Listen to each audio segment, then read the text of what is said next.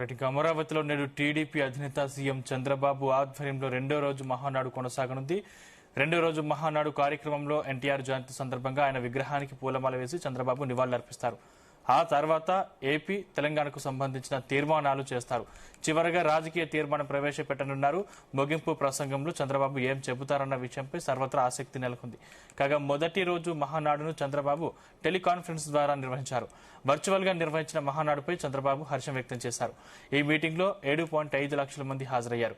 Party working president Lokesh చేసిన మహిళలకు 33% reservation ప్రతిపాదనలపై teleconference లో ప్రస్తావించారు.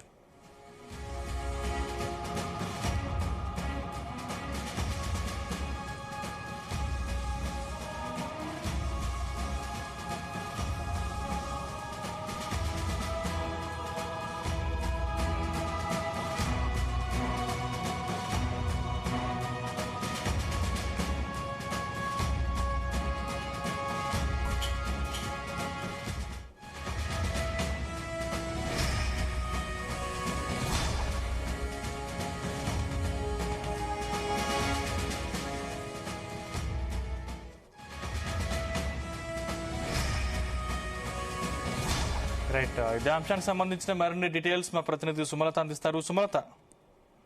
ఓకే సందీప్, మహానాడుకు సంబంధించి మొదటి రోజు ఫుల్ గా సక్సెస్ అయిందని చెప్పుకోవచ్చు.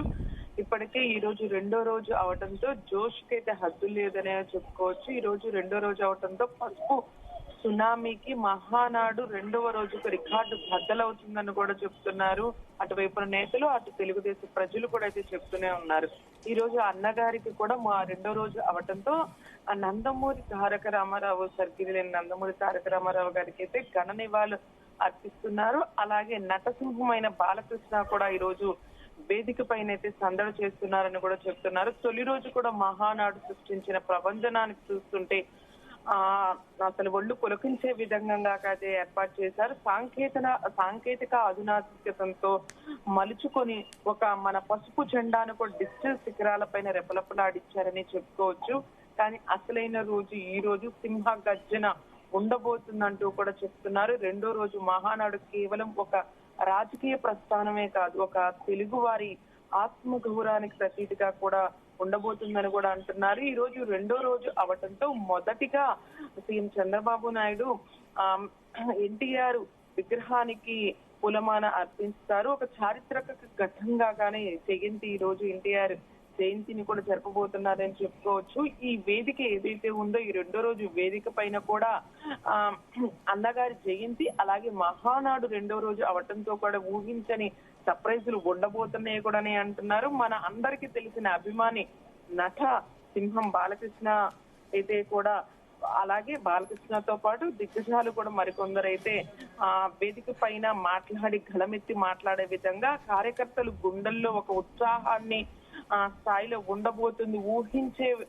ఊహించే విధంగా, కానీ రోమాలు నిక్కబరుచుకునే విధంగా ప్రతి ప్రసంగం కూడా ఒక బాణంలా, ప్రతి మాట ఒక దిక్సూచిగా రేపటి భవిష్యత్తు కార్యాచరణ దిశానిర్దేశాన్ని ఇచ్చే విధంగా కూడా ఈ మహానాడు ప్రసంగం ఉండబోతుందని కూడా అంటున్నారు. ఈ తొలి రోజు కూడా సక్సెస్ అయిన నేపథ్యంలో సృష్టించిన చరిత్రకు ధీటుగా ప్రత్యక్షులు ఎవరైతే, ప్రతిపక్ష నేతలు ఎవరైతే ఉంటారో వాళ్ళు కళ్ళు బయలు కమ్మే విధంగా అయితే ఈ రెండు రోజులు జరగబోయే మహానాడు ఒక దిక్సూచిగా ఉండబోతుందని అంటున్నారు. చరిత్రలో తిరగరాయని విధంగా మహానాడు ఘనంగా చేశారని కూడా అంటున్నారు. మహానాడు తెలుగు రాజకీయంగా మరొకసారి ఉలిక్కి పడే విధంగా కానీ ఏర్పాట్లు అయితే చేయబోతున్నారు. ఇంకా చూసుకుంటే 20 తీర్మానాలకు సంబంధించిన దాంట్లో అయితే ఈ రోజు సంబంధించిన తెలంగాణ, అలాగే ఉమ్మడికి సంబంధించిన రాష్ట్రాలకు సంబంధించిన రాజకీయంగా తీర్మానం ఎలా ఉండబోతుంది ఏంటన్నది అయితే ఒక ఉత్కంఠం అయితే నెలకొంది. ఇప్పటికీ లోకేష్ తొలిసారిగా ప్రెసిడెంట్ గా అధ్యక్షతన వహించిన పిదప ఇదైతే కార్యక్రమం జరగబోతుంది. లాస్ట్ గా చూసుకుంటే చంద్రబాబు నాయుడు కూడా ఈ ప్రసంగాన్ని ముగించే ముందు కూడా రాజకీయంగా తీర్మానం ఎలా ఉండబోతుంది అని కూడా అంటున్నారు. మొత్తానికి చూసుకుంటే 65 మంది ఫిజికల్ గా అయితే అటెండ్ అయ్యారు. నిన్న 35 మంది హాజరు కాగా ఎమ్మెల్యేలు, కార్యకర్తలు, అలాగే మంత్రులు హాజరు కాగా ఇంక రిమైనింగ్ 30 మెంబర్స్ ఎవరైతే ఉన్నారో మంత్రులు వాళ్ళందరూ, అలాగే గెస్టులతో కానీ అలాగే మంత్రులు కానీ ఎవరు రాబోతున్నారు ఏంటన్నది కూడా ఉంది. దీనికి సంబంధించి మహానాడుకు సంబంధించి కార్యాచరణ ఎలా ఉండబోతుంది, తీర్మానాలు చర్చించే వేదికగా అయితే కాబోతుంది. మొట్టమొదటిసారిగా 360 థీమ్ కి అయితే పెద్దపీట వేశారని చెప్పుకోవచ్చు. అలాగే మహిళా రిజర్వేషన్ 33కు సంబంధించింది ఏదైతే ఉందో రిజర్వేషన్ వాటికి మేము ఆమోదం పలుకుతున్నామంటూ కూడా చెప్పడంతో మహిళా నేతలైతే కానీ మహిళలకు సంబంధించిన కార్యకర్తలు కూడా ఆనందానికైతే హద్దులు లేకుండా పోయింది. ఇప్పుడే సంక్షేమ పథకాలకు కానీ కార్యకర్తలకు సంక్షేమ పథకాలకు 160 కోట్లు మేము పథకాన్ని రిలీజ్ చేస్తున్నామంటూ కూడా చెప్తున్నారు. ఇప్పటికే రైల్వే జోన్ కి సంబంధించింది ఏదైతే ఉందో 52 ఎకరాలను కూడా ప్రభుత్వం వైపు నుంచి కూడా మేము ఇవ్వబోతున్నామంటూ కూడా మహానాడు వేదిక అయితే చెప్తున్నారు. ఎవరైతే కార్యకర్తలే అధినేతలు అంటూ కూడా ఒక నినాదంతో ముందుకు వెళ్లి మొదటి రోజు సక్సెస్ అయిందనే చెప్పుకోవచ్చు.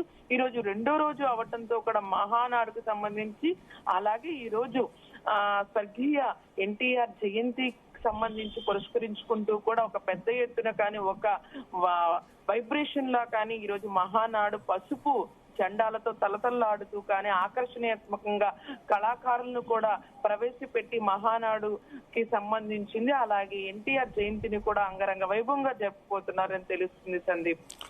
Thank you Sumalatha.